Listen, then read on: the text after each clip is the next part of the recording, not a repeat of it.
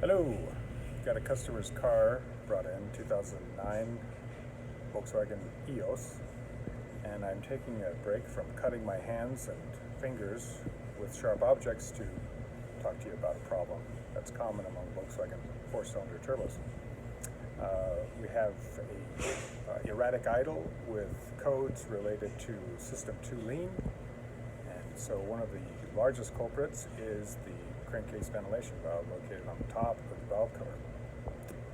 It causes the air leak into the system and leaks it out. It also causes erratic idle. Here's where the valve is located, on top of the valve cover. You notice there's a vent hole on the side here. The easiest way to check, stick your finger over it, if you feel suction, then you're going to have a ruptured valve. Okay, like I said, this problem is very common. We see it all the time. Yeah, see that? This is the valve we've taken off another vehicle for the same issue and symptoms. You open it up, and inside you have this vacuum diaphragm, and you'll notice the tear right there.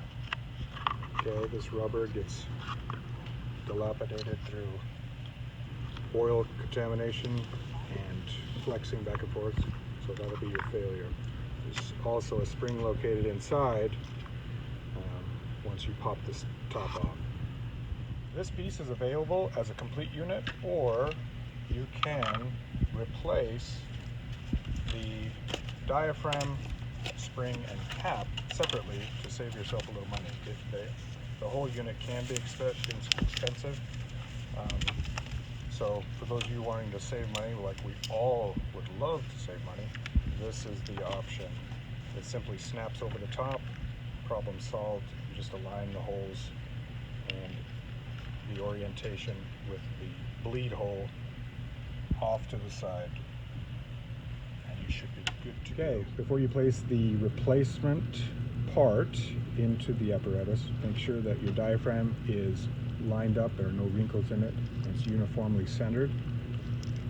Before you snap it on, place it over top of the apparatus, line the hole up, arrow over to the driver's side, and just simply bump it down, and you will be good to go. You don't want to use your hand as a hammer and render yourself subject to arthritis at my age. You could take a rubber mallet and tap it down gently, not too firmly. You don't want to. Now that we've replaced the part, installed it, reinstalled the hose, we're going to start it up and you'll notice a difference.